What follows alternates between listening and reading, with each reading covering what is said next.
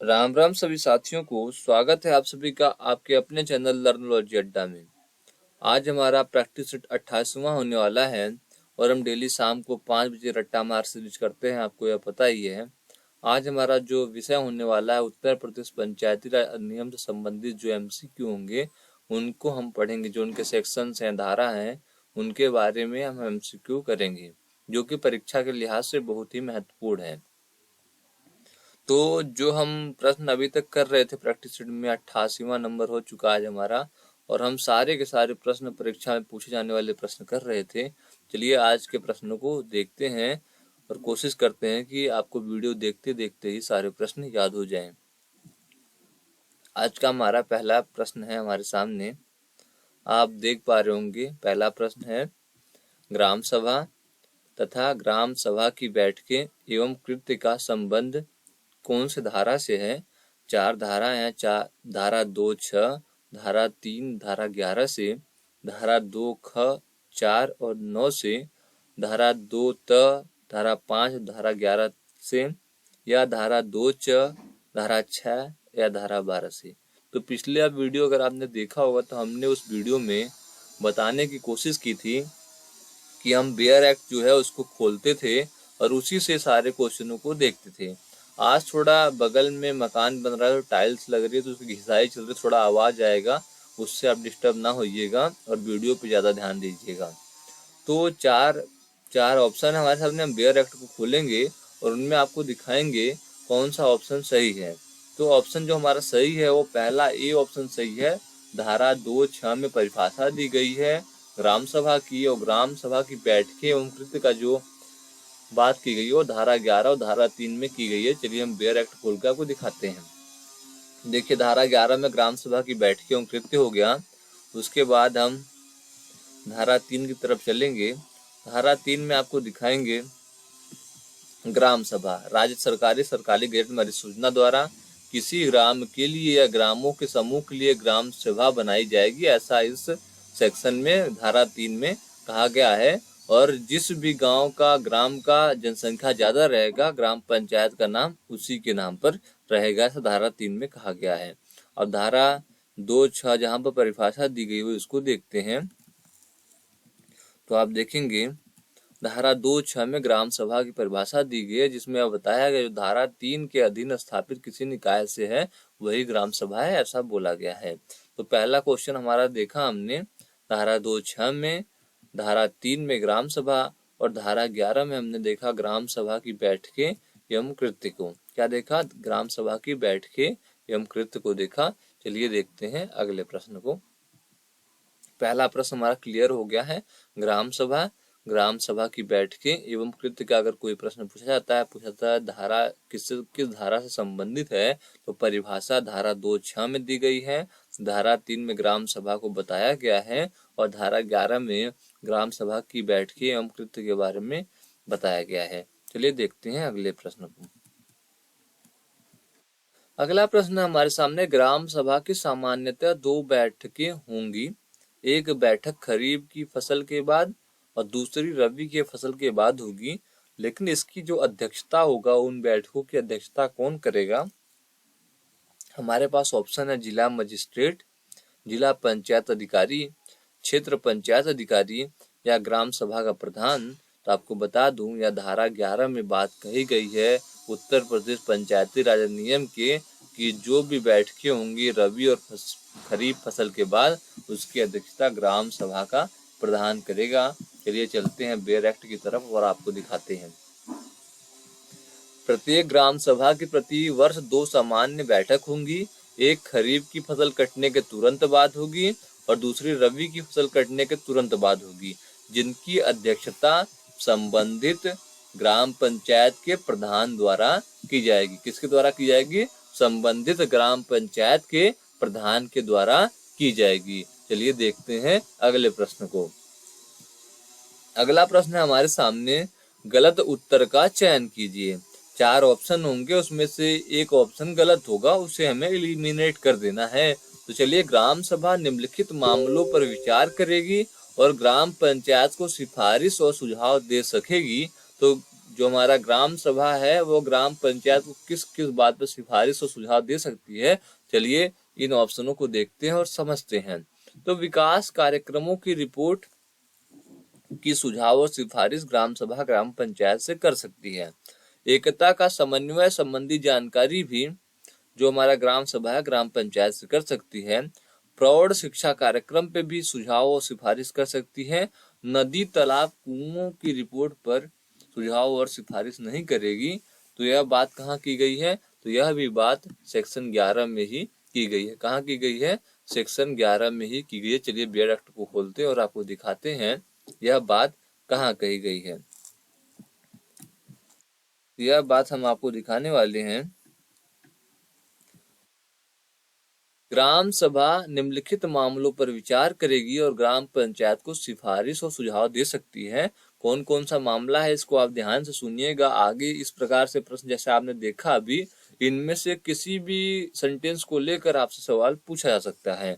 तो है ग्राम पंचायतों का खातों का वार्षिक विवरण, पूर्ववर्ती वित्तीय वर्ष के प्रशासन की रिपोर्ट और अंतिम लेखा परीक्षा टिप्पणी और उस पर दिए गए उत्तर यदि कोई है तो उस पर वह सुझाव और सिफारिश ग्राम सभा ग्राम पंचायत को कर सकती है। दूसरा है पूर्ववर्ती वर्ष से संबंधित ग्राम पंचायत के विकास कार्यक्रमों और चालू वित्तीय वर्ष के दौरान लिए जाने के लिए प्रस्तावित विकास कार्यक्रमों की रिपोर्ट की सुझाव और सिफारिश कर सकता है। इसके बाद मैं बताऊं तो ग्राम में समाज के सभी वर्गों के बीच एकता एवं समन्वय की अभिवृद्धि की भी बात ग्राम सभा ग्राम पंचायत से सुझाव व सिफारिश कर सकती है। ग्राम के भीतर प्रौढ़ शिक्षा कार्यक्रम ऐसे अन्य मामले जिसे नियत किया जाए यह सब सुझाव और सिफारिश कर सकती है। तो ऑप्शन में क्या क्या था? विकास कार्यक्रमों की रिपोर्ट, एकता का समन्वय संबंधी जानकारी और प्रौढ़ शिक्षा कार्यक्रम। नदी तालाब कुओं की रिपोर्ट की बात कहीं नहीं कही गई थी। आप देख सकते हैं ग्राम के भीतर प्रौढ़ शिक्षा कार्यक्रम, ग्राम में समाज के सभी वर्गों के बीच एकता और समन्वय की अभिवृद्धि, ऐसी बातें कही गई थी। लेकिन नदी तालाब कुओं की रिपोर्ट की बात सेक्शन 11 में उत्तर प्रदेश पंचायती राज अधिनियम के नहीं की गई थी। चलिए देखते हैं अगले प्रश्न को। अगला प्रश्न हमारे सामने है, ग्राम सभा की किसी बैठक हेतु गण पूर्ति की संख्या सदस्यों की संख्या की क्या होगी? 1/5 होगी, 1/10 होगी, या 1/20 होगी, या 1/25 होगी? जो इसका सही जवाब है, आप में से कई लोगों को पता भी होगा क्योंकि अभी से नहीं, हम बहुत पहले से ग्राम पंचायत अधिकारी की तैयारी कर रहे हैं और हमारे प्रैक्टिस सेट को आपने देखा होगा या तो पढ़ा भी होगा, तो आपको पता होगा कि 1/5 होती है ग्राम सभा की किसी बैठक हेतु गण पूर्ति की संख्या, कोरम की संख्या 1/5 है। चलिए सेक्शन 11 में यह बात कहाँ कही गई है आपको दिखाता हूँ। तो आप देख रहे हैं सेक्शन 11 है जिसमें यह बात कही गई है कि प्रधान नियत प्राधिकारी द्वारा लिखित रूप से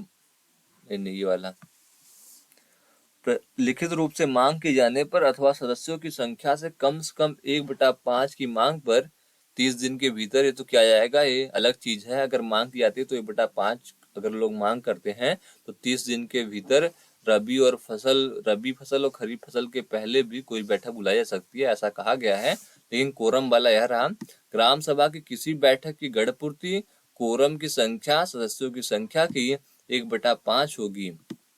कितनी होगी? 1/5 होगी, ऐसा सेक्शन 11 में कहा गया है। तो हमने आपको बताया 1/5 होगी, जो कि बिल्कुल सही है। चलिए बढ़ते हैं अगले प्रश्न की ओर। अगला प्रश्न है, गलत उत्तर का चयन करना है। इस प्रकार से हमने एक क्वेश्चन करा था जिसमें ग्राम सभा ग्राम पंचायत को सुझाव और सिफारिश वाली बात थी। तो इसमें करना है, ग्राम सभा निम्नलिखित कृत्यों का संपादन करेगी। तो ग्राम सभा किन किन कृत्यों का संपादन करती है? संपादन गलत लिखा हुआ है, इसे आप सही कर लीजिएगा। तो ग्राम सभा किन किन कृत्यों का संपादन करती है? सामुदायिक कल्याण कार्यक्रम हेतु स्वैच्छिक आय और अंशदान जुटाना, बिल्कुल सही है। विकास योजनाएं हेतु हिताधिकारी की पहचान करना, बिल्कुल सही है।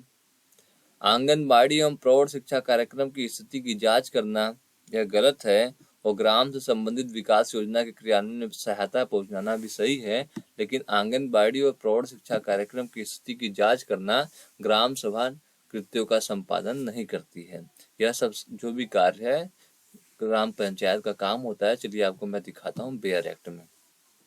बेयर एक्ट खुल चुका है, सेक्शन 11 खुला हुआ है हमारे सामने। अब हम कृत्यों वाली बात करेंगे। तो ग्राम सभा के निम्नलिखित कृत्यों का संपादन करेगी। पहला है सामुदायिक कल्याण कार्यक्रमों के लिए स्वैच्छिक श्रम और अंशदान जुटाना।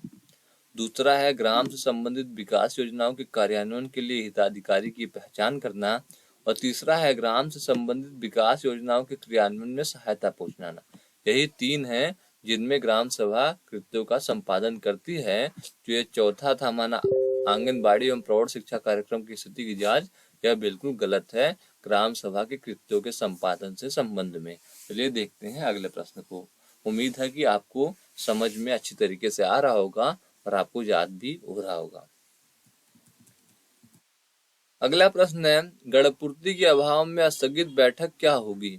पुनः बहुमत की आवश्यकता होगी, गणपूर्ति की आवश्यकता होगी, गणपूर्ति की अब कोई आवश्यकता नहीं होगी, यह पंचायत का विवेकी कृत्य है।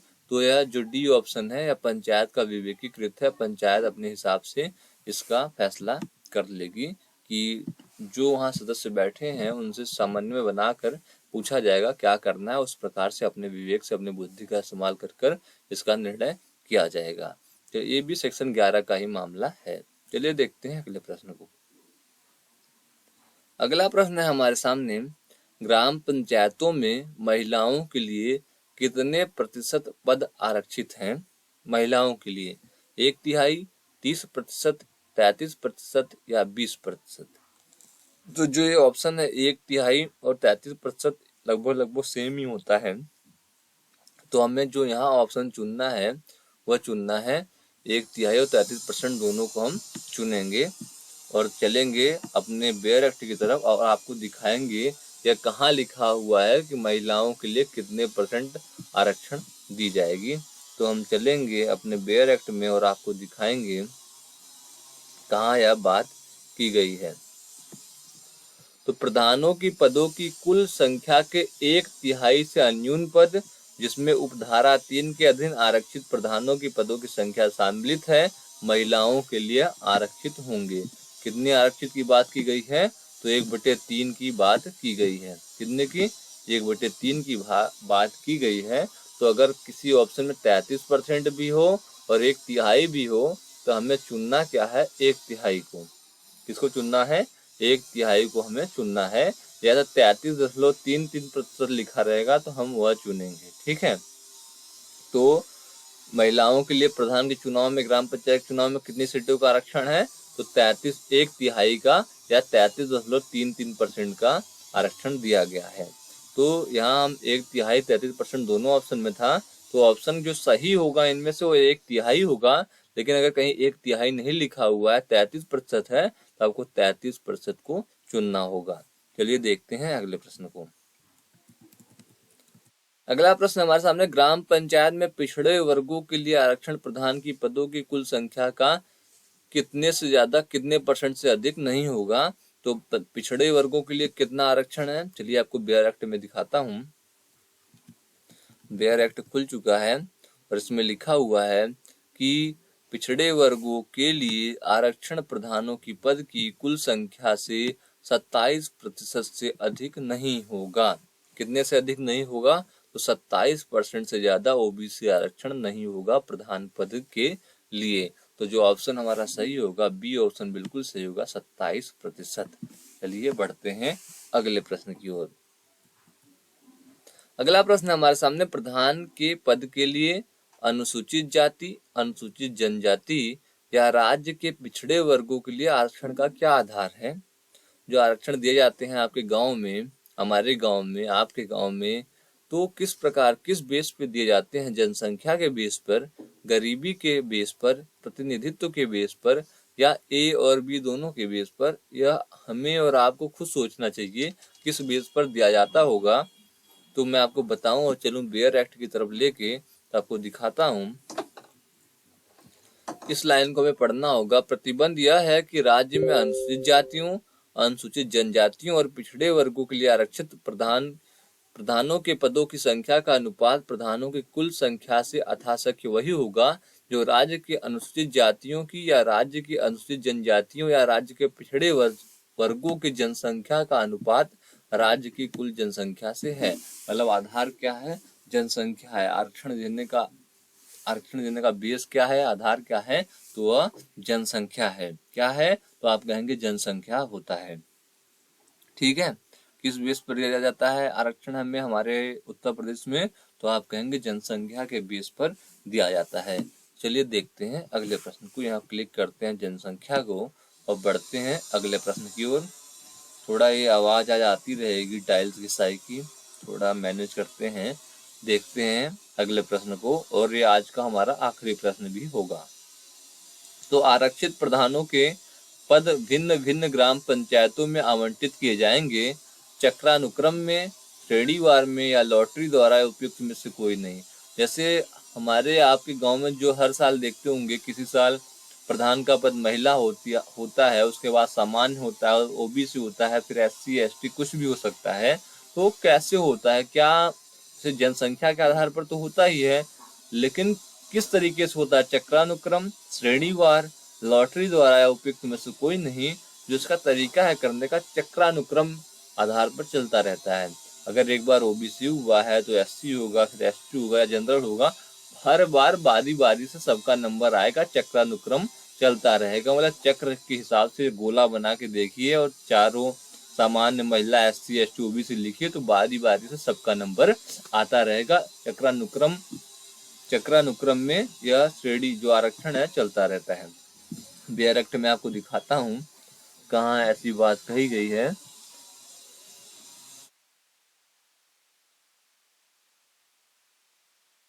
इस धारा के अधीन आरक्षित प्रधानों के पद भिन्न भिन्न ग्राम पंचायतों में चक्रानुक्रम द्वारा ऐसे क्रम में जैसा नियत हो आवंटित किए जाएंगे। भिन्न भिन्न ग्राम पंचायतों में चक्रानुक्रम द्वारा ऐसे क्रम में जैसा नियत हो आवंटित किए जाएंगे। तो आज आपने और हमने 10 क्वेश्चनों को देखा उत्तर प्रदेश पंचायती राज अधिनियम से रिलेटेड, जो कि बहुत ही महत्वपूर्ण प्रश्न थे ग्राम पंचायत अधिकारी के लिए। उम्मीद है कि आपको वीडियो देखते देखते ही जब प्रश्न याद हो गए होंगे। अगर याद नहीं हो पाए हैं तो जब मैं उस पर सही ऑप्शन क्लिक कर दूं तो आप स्क्रीनशॉट ले लीजिएगा हर प्रश्नों का, जिससे आपको आगे भी जब रिवीजन करेंगे तो आसानी होगी। अगर आप नोट्स बना रहे हैं तो बहुत अच्छी बात है। तब तक के लिए आपका बहुत बहुत धन्यवाद दोस्तों। जय हिंद। और कुछ पूछना या बताना हो तो कमेंट बॉक्स में पूछ या बता सकते हैं कभी भी। मैं हर आपके प्रश्नों का जवाब जरूर दूंगा। धन्यवाद।